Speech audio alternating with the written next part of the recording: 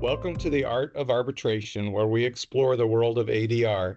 Today, we are honored to speak to Estafania Ponce, a partner at Posse Herrera Ruiz in Colombia. Thank you for being with us today. My pleasure. So let's talk a little bit about your personal background. Let's start with currently, and then we'll work backwards a little bit. So tell me a little bit about your practice and your firm. I work at Posse Herrera Ruiz in Colombia. We are a full-service firm, one of the largest firms in terms of attorneys and the matters we handle.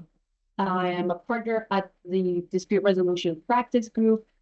We are a big team, and we basically work on any type of dispute, be it judicial, administrative, or in arbitrations. And specifically, I'm focused in arbitrations and international arbitration.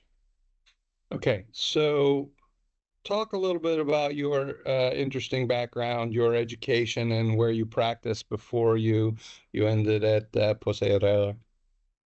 Welcome. So I started working at a government agency that basically worked on foreign investment in Colombia.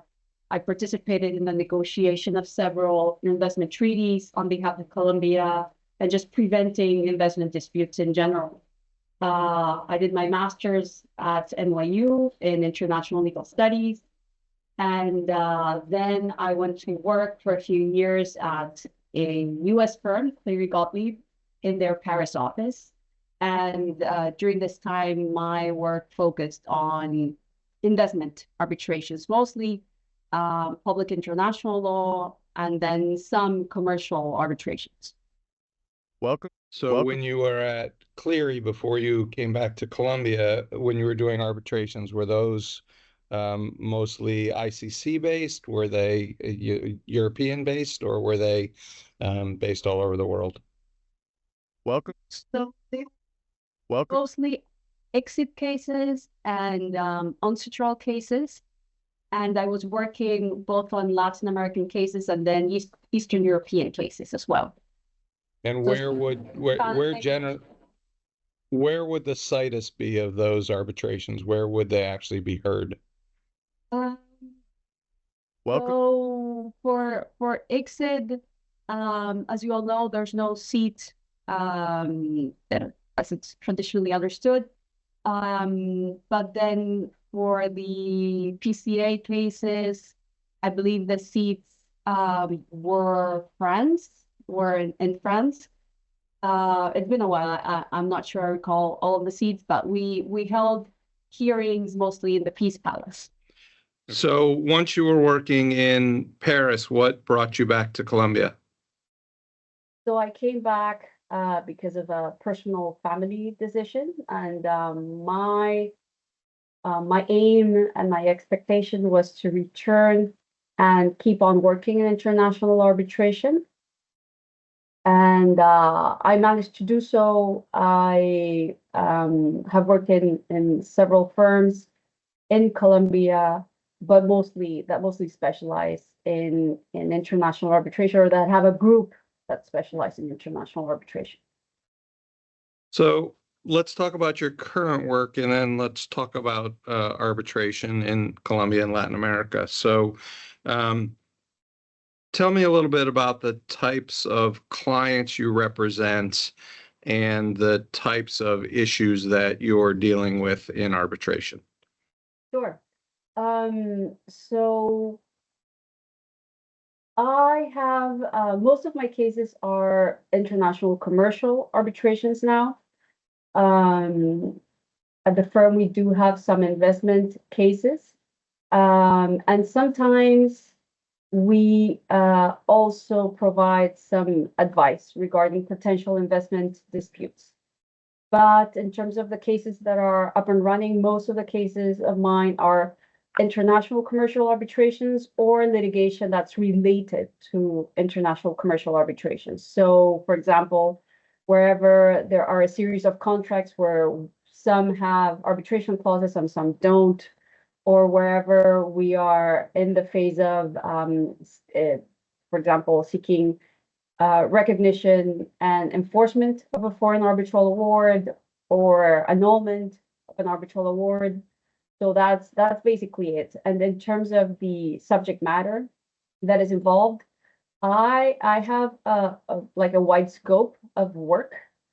I've had many industries, from mining and energy to transportation to explosives to real estate projects. So it's pretty varied, and that keeps me very, I think, very happy on my day-to-day work, because I really enjoy learning a lot from different industries, and I enjoy working with experts that handle very, very diverse matters. So you use the term international arbitration. When you say that, does that mean for this purpose that you're talking about an arbitration that involves a non-Colombian party, or is it an arbitration that gets arbitrated internationally? So this is a rather technical issue, very particular to Colombia in terms of what is international and what is domestic. So in our arbitration statute, we have a rule that determines what is international, what is domestic.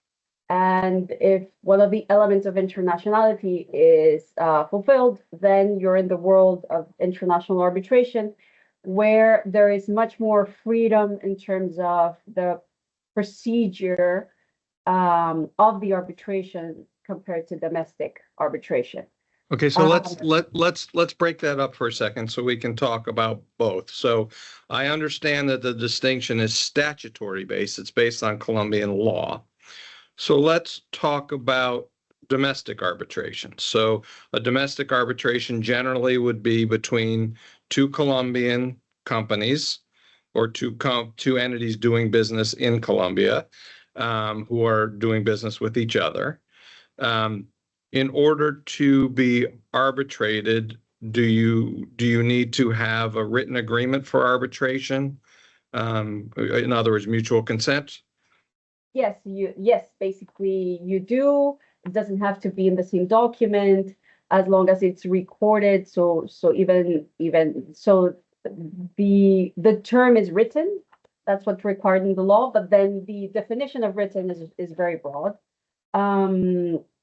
And in domestic cases, particularly going to your question, they're somehow different from international, but mostly those cases involve Colombian entities or Colombian companies. And the dispute is directly related to Colombia, or a contract that was performed in Colombia, a contract that was terminated in Colombia. Those are the domestic cases. And in Colombia, we do have some very big, important domestic cases. So for example, many infrastructure cases, many energy cases are actually domestic arbitrations. And when you go into the world of international arbitration, it's usually because you have either a foreign party or because you fulfill one of the criteria for internationality, which is that the dispute affects the interest of international trade. This is as statutory as you just mentioned, and we in Colombia we brought this rule from French jurisprudence and now law, and it basically makes us look into the dispute and see whether it involves goods, services, or funds passing territories. So, for example, where the contract is somehow performed outside of Colombia, or if, for example, you're bringing in money from abroad to be able to perform the contract in Colombia, things like these will determine internationality. Okay, so hypothetically, if two Colombian companies are working together to make a product that is only for export, that may be deemed to be an international arbitration. It could. Interesting. Here, the issue we have is one of a bit of legal uncertainty, because there have been arbitral procedural orders and awards that deal with the concept of internationality in the sense of disputes that affect the interest of international trade or commerce. But there hasn't been a judgment by one of our high courts that interprets the full meaning of this, that gives us just like a broad understanding of this rule. So I think there are some things that are, I think, settled by now, but then some cases it's still to be decided whether from the beginning, from the moment that you negotiate the clause, whether it is more likely that's international than not. And part of the problem is the clause, the rule says disputes that affect the interests of international commerce. So at the moment where you're negotiating the contract, you can't be certain exactly what the dispute will be and whether that particular dispute will affect the interest of international commerce. So sure. It's a challenge that we've faced for some years now, but of course we already have some tools and some ideas of how to deal with this during the negotiation of a contract and how to manage this in an arbitration clause. So let's turn back and focus on the domestic for a minute. I understand that domestic arbitrations are still controlled by the UN model law. Is that correct? Yeah, UNCTAD law. Actually, domestic arbitrations follow the procedural rules set in our arbitration statute. The international arbitrations are the ones that are based on rules that follow the UNCTAD model law. Okay. So in domestic cases, you'll have a procedure that is very, very similar to the procedure you follow in litigations in Colombia. So what's the advantage of arbitrating in a domestic dispute in Colombia? Why would you advise a client to go to arbitration, not to court? So you will be able to choose arbitrators, which of course is extremely important. And in Colombia, there is an important roster of arbitrators which have specialty in certain industries. So that's the first one. The second one is the case will run faster, for sure. The third one is you talked about a backlog in commercial cases in court. Did you talk about? I mean, I think when we talked before, you told me that there was a 14 or 15-year backlog in commercial cases that they're working on lowering, but no, it depends. It depends on the case. So if you have, for example, a commercial case, first instance and second instance decision, it can take maybe 8 years, 10 years even. But for administrative cases, so cases involving state entities, if it even goes up to the Supreme Court, it can take 14 years. Okay. So in Colombia litigations, you don't just have the appeal, you have other mechanisms to basically challenge a court decision. So we have something called tutelas, also known as amparos in other Latin American jurisdictions, which is basically a writ you can file to protect your fundamental rights based on the Constitution. And there are other types of writs you can submit in order to attack court judgments. So this is something that basically turns a case which could even be decided in first instance in 2 years or 3 years. It can just stretch it out. Commercial cases to 8 or 10, and administrative cases even up to 14. So of course, if you have an arbitration that can be done in 2 years, that's a huge advantage. So in a domestic arbitration, I assume the arbitrations are in Spanish, correct? Correct. They are. They have to be. Okay, and right, and your arbitrators have to be lawyers and citizens of Colombia, correct? Correct, for arbitrations decided under the law, because there are other arbitrations that are called technical arbitrations or arbitrations in equity, but the vast majority, truly the vast majority, of course, are decided in accordance with the law. And in those cases, they have to be both Colombian citizens and lawyers.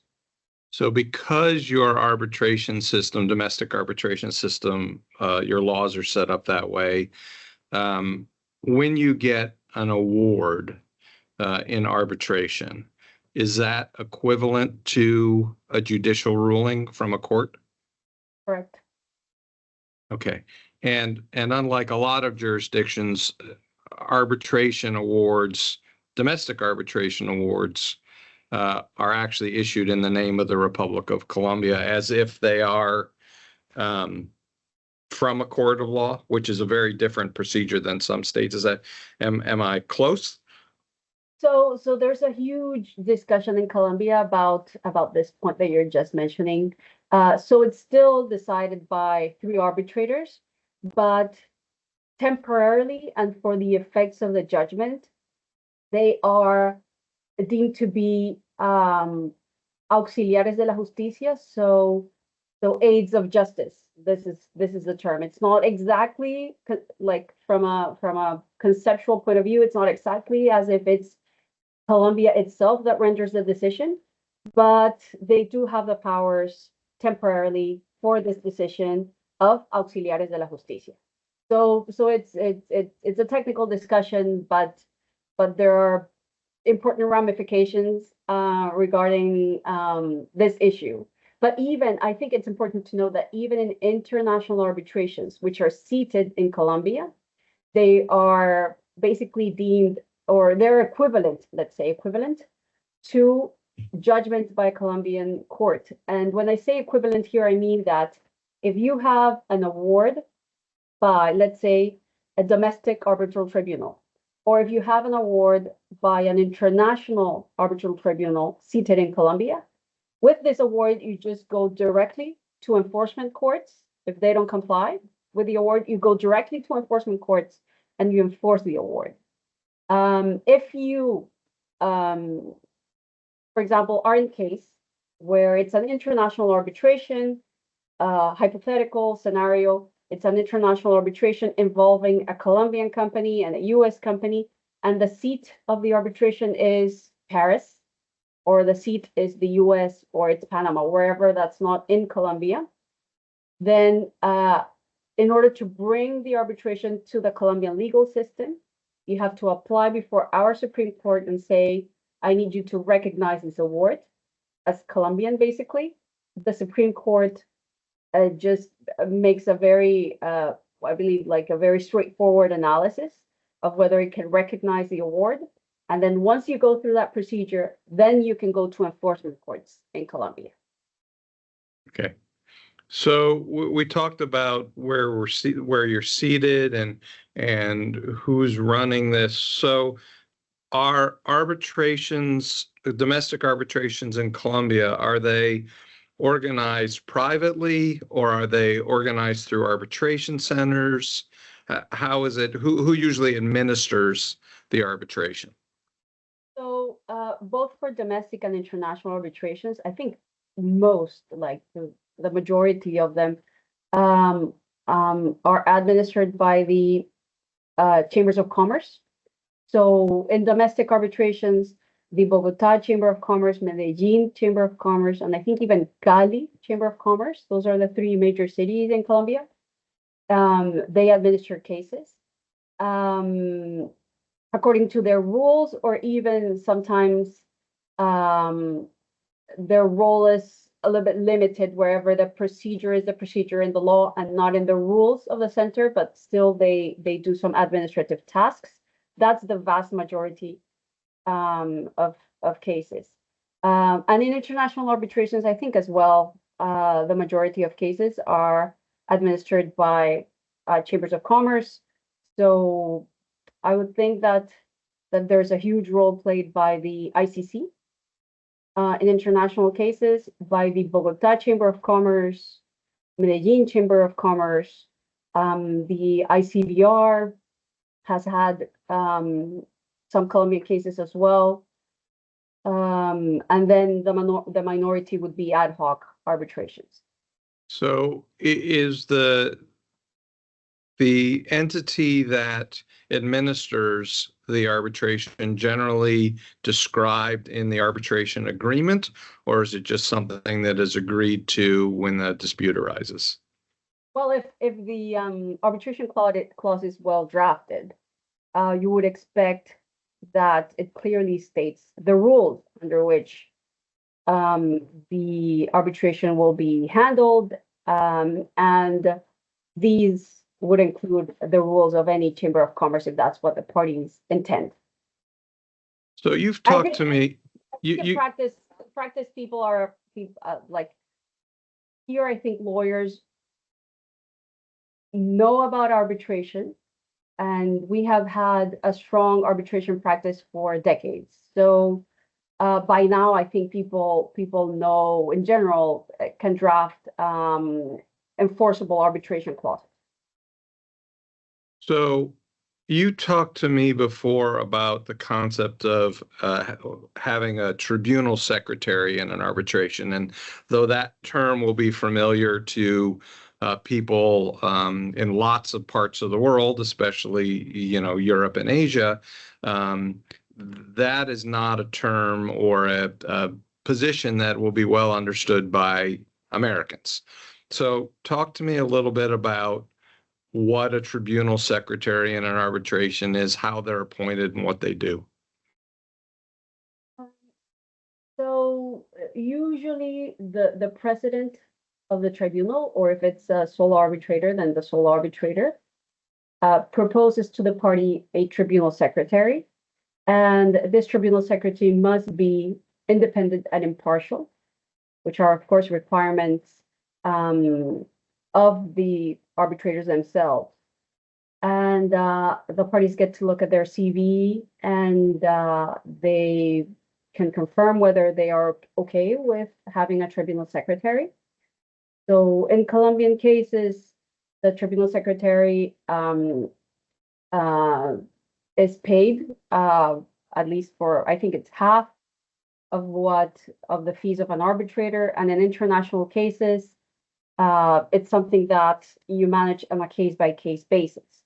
But what do they do? That's the question. So they help the tribunal in administrative tasks, and just perhaps in very discrete, limited analysis. So in domestic cases, for example, administrative tasks is just reading, for example, drafting some procedural orders, and basically the story of what has happened so far. During the hearings, they manage some administrative issues. And in international arbitrations, I think it's very similar. There have been guides about what tribunal secretaries should do. And it's absolutely clear tribunal secretaries should never, ever decide. There are some guides that state that tribunal secretaries could, under the strict instructions and guidance of the tribunal, draft certain sections of the award. That's also possible. Of course, what is needed is that they not decide the case. And in international arbitrations, a tribunal, an arbitrator can ask, for example, the secretary to please draft a chronology of some facts. Please help me find the documentary evidence on this particular issue. This is usually done in international arbitration. So it's basically someone that helps with administrative tasks and then some matters of the dispute. So does the tribunal secretary sit in on the actual arbitration, or? Yes. Okay. Usually they do. Usually they go to a hearing and they handle, for example, how to show evidence, the clock, which in international arbitration is usually a chess clock. So yes, they definitely do. Okay. And you have acted as a tribunal secretary in the past, correct? Yes, I've acted as both tribunal secretary and as arbitrator as well.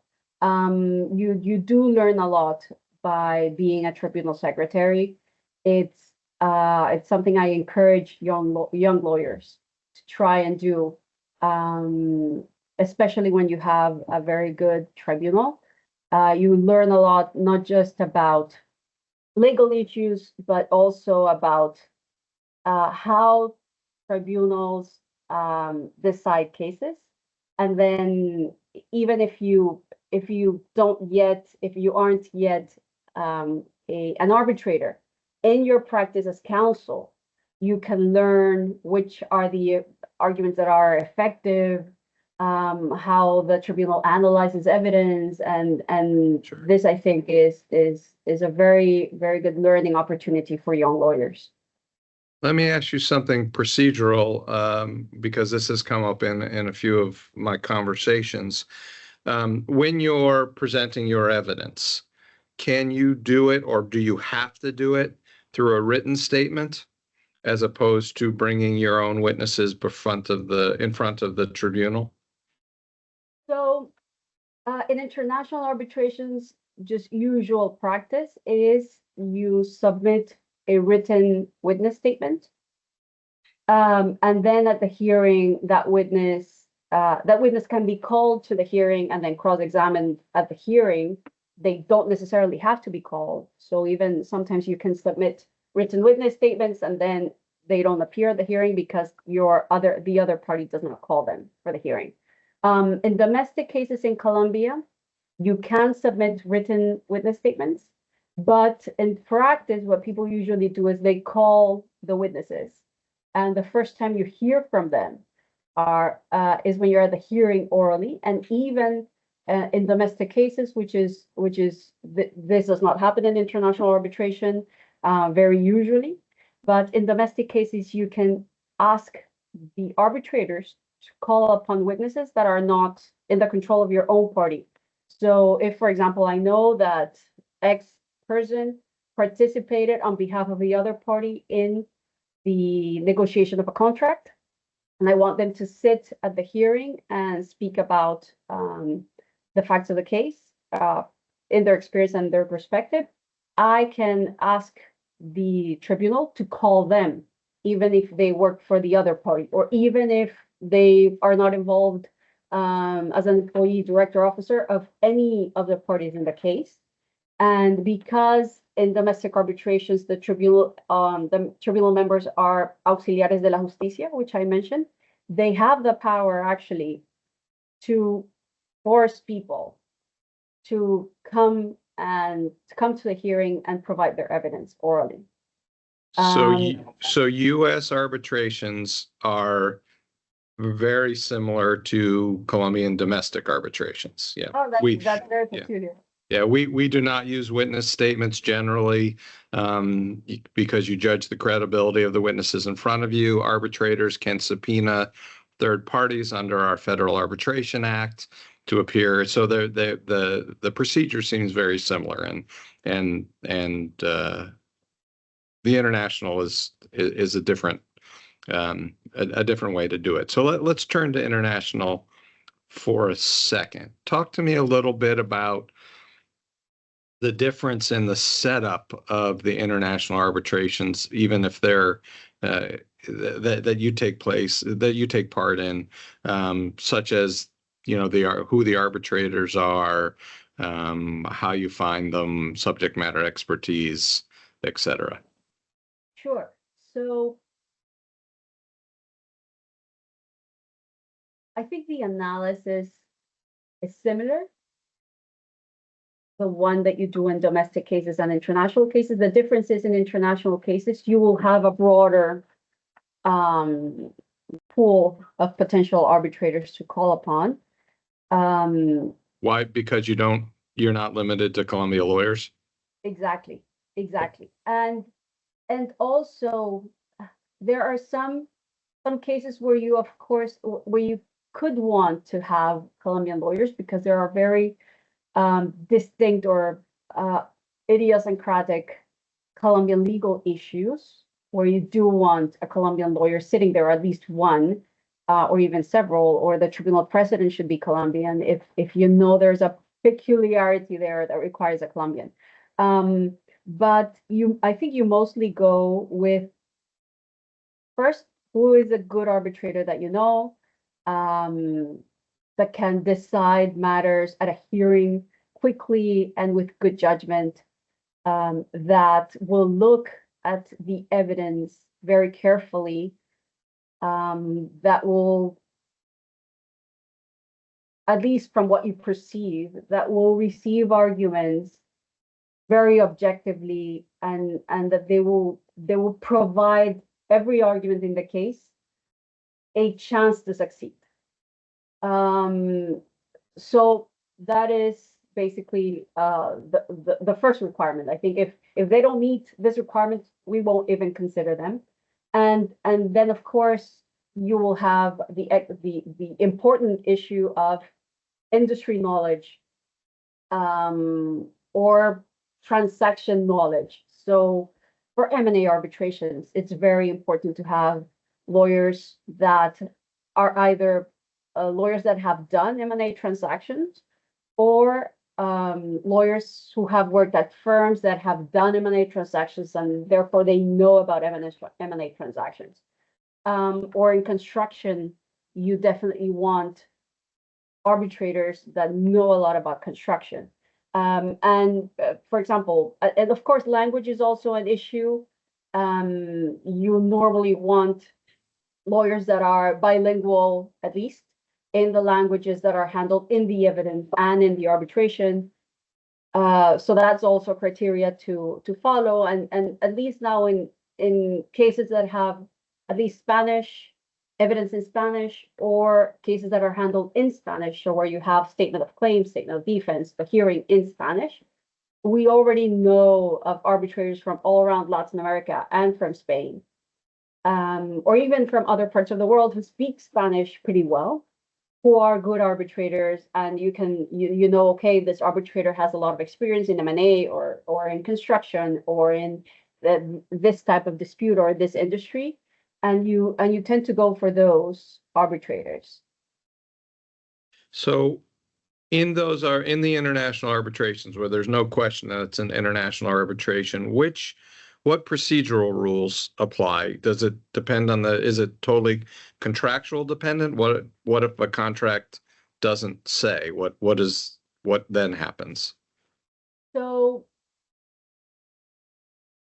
if we're speaking about the law applicable to the procedure, not the governing law of the contract. So no, the procedure.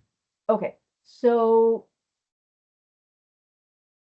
if the arbitration is seated in Colombia, then a part of the arbitration statute applies where it says that the parties can agree to any rules. And usually what is done is the parties usually select rules from an arbitration center. So we usually choose ICC arbitrations or Bogota Chamber of Commerce arbitration rules, and that's how they end up applying. Okay. There are ad hoc arbitrations where the parties, if the arbitration begins, then the parties need to make an extra effort on once the arbitration has begun. Then now we have to figure out how the proceedings will be handled. And the tribunal, between the tribunal and the parties, they will figure out how to establish a procedure for the arbitration. If you have an ad hoc arbitration, of course, the ad hoc where there are no UNCITRAL rules are applied, then you will need to work a lot at the beginning of the arbitration on the procedure. And there are, of course, arbitrations in Colombia where you will have the UNCITRAL arbitration rules applying, and you will have the seat. And then, of course, this makes matters much easier for a tribunal as opposed to just not having anything. And as long as the arbitration takes place, domestic or international, in Colombia, you can then go to the enforcement court, right? And then if it takes place abroad but has to be enforced in Colombia, I presume that Colombia, like most countries, has a law that if that arbitration followed certain rules, certain procedures, the UN rules or whatever, then it is enforceable. And that's when you said it needs to go to the Supreme Court and then can go to the, okay. Exactly. So Colombia is a party to the New York Convention, the 1958 New York Convention, and our arbitration statute on those particular rules on recognition of foreign arbitral awards, it's pretty much the same. Basically, like closely word for word. So it's a short procedure. It's a straightforward procedure, and our Supreme Court in commercial cases has been very consistent in interpreting the grounds for refusal of recognition narrowly, or not even narrowly, but properly, as they are understood in the world under the New York Convention. So in essence, if the country where the arbitration was held followed the New York Convention, in other words, they would basically recognize a Colombia arbitration, then Colombia will recognize theirs, subject to a fraud exception or something like that. Yes, non-arbitrability, but that's exactly the case. Okay. So let's talk. You talked a little bit about getting arbitrators from other Latin American, Caribbean countries. So Colombia clearly has a long history of arbitration, and it's part of the business and legal fabric. What other Latin America, Caribbean countries do you know of that have strong arbitration provisions? So I would say Peru, Chile, Brazil are countries that have a strong arbitration practice. Panama has more recently had big cases, big construction cases because of the Panama Canal disputes. So I think there's more and more experience there. I think those are probably the strongest, and Mexico, of course. So the ICC actually has an office in Brazil, right? The International Chamber of Commerce. Yes. Okay. They have many cases there, and they have a great team in Brazil. And you can even, in your arbitration clauses, you can actually, in the arbitration clause, specify that the arbitration should be, from an administrative point of view, run from the Brazil office of the ICC. And I think that is helpful in terms of, whenever you want, or you have a quick question, you want to call, they're in your time zone in Latin America. So that's always helpful. And I believe the fees of the arbitration are slightly lower if the case is administered from the Brazil office. And are there any LAC countries where if your contract involves work in that country or work with entities or the state, that you would find it more problematic to try to arbitrate?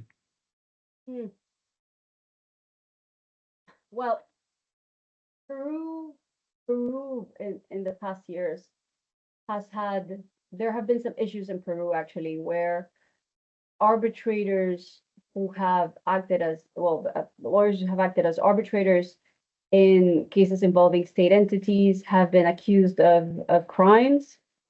Bolivia as well, but not as much as Peru. This, of course, raises some important flags for the arbitration community, especially because in the Peruvian cases, one of the arbitrators that was charged is very well known and respected in the arbitration community. And it's these types of situations that I think most impact decisions of where to have arbitration seated. Of course, if you're a state entity in Peru, and you're negotiating an arbitration clause, and there's two parties negotiating, and they will have, you know, a rather large influence in the negotiation. But in terms of bias by each country, I wouldn't know. I think there is a slightly higher annulment rate in Colombia of cases involving state entities than commercial cases, a slightly higher. I'm not sure if it's enough. I don't think from the information I know, it's enough to say that there is some sort of bias, but perhaps it's just a statistical, a random statistical result, because it's not that much of a difference right now. I think it's important, and just from hearing our discussion today, that if your clients are getting involved in business in various countries, they need to not only understand where they're acting, how they're acting, what type of dispute resolution they want to have, but importantly, how do you enforce it if you have that issue, and that's an important part of your business decision walking in, which I think sometimes is ignored. Yes, that is true. That's a big issue, especially when you choose a seat and you have a state entity in front of you during the negotiation. As I said, it could be difficult to move the seat elsewhere. And the advantage, of course, of doing that, if you're in a hypothetical scenario where it's difficult to enforce judgments or awards against that entities, is you can have that award enforced abroad. Of course, the assets that you can draw upon to enforce the award are much more limited if it's abroad and if it's not in the country. But at least it could be quicker, I think, perhaps to do so. If, for example, you are seated in Paris, you are seated in New York, you are seated in London, and then you know that country has assets abroad, then you can do so. But something to bear in mind is, for example, in investment cases, the respondent in those cases is the state itself, so they could have more assets abroad. Whereas sometimes you have cases against state entities, which have a different legal personality from the state itself, and thus have different assets from the state itself. So sometimes there isn't much of a choice. So if you, for example, you're negotiating a contract with a particular state entity that has a different legal personality, that has specific assets, and the assets are only in that country. For example, if you're just say hypothetical, you're negotiating a contract with a Colombian state entity, and it has few assets, the assets that it has are based in Colombia, then you don't have much of a choice. You can only enforce here. Yeah, I think that basically says to clients, make sure you do your homework and have lawyers who know what they're doing if you're negotiating an international contract with an arbitration provision. So yes, and even very recently, this is something that I don't think we touched upon in our discussion. So there have been at least 2 attempts to enforce investment arbitration awards in Colombian courts.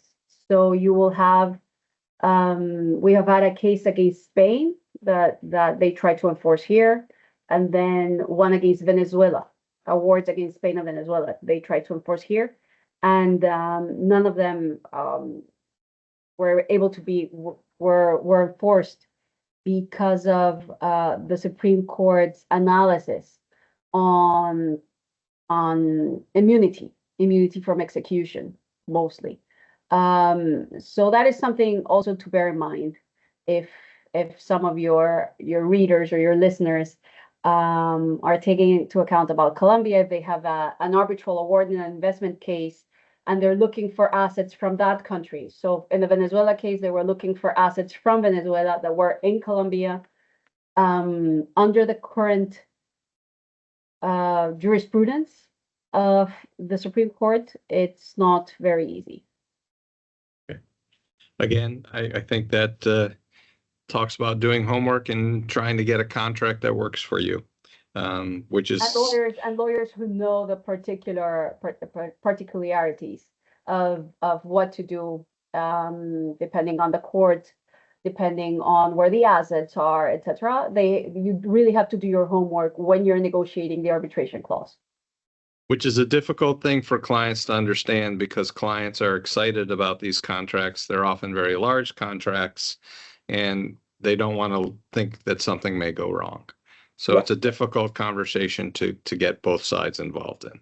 So I appreciate your time. Is there anything else about Colombia arbitration or LAC arbitration that we haven't talked about that you think the viewers would be interested to hear about? No, just a point I think I didn't mention is we at Latin America, we have arbitrations that are, between Latin American parties or involving at least one Latin American party. And then we can have those cases either seated in Latin American countries or abroad. So we have lots of cases that are seated in New York, in Miami, in Madrid, London, Paris. This is very usual in our practice. We have cases that have applicable law that is not just our law. So we have international arbitrations with applicable law of different countries. And also we have arbitrations where we have U.S. arbitrators, lots of arbitrations of U.S. arbitrators, or even European arbitrators who are not Spanish or who do not speak Spanish. We have lots of cases that are also in English. So our practice, I think, is very broad in that sense. And of course, we always encourage arbitrators to expand their pool of practice so that we have much more options in terms of which arbitrators to choose in a particular case, especially where you have specific industry knowledge or transaction knowledge. Just adding in good arbitrators from different countries is always a plus for us. Thank you. I think that is the good advice and good to know about you and your firm. So thank you for your time. I appreciate it, and we will speak soon. My pleasure, Brent. Thank you.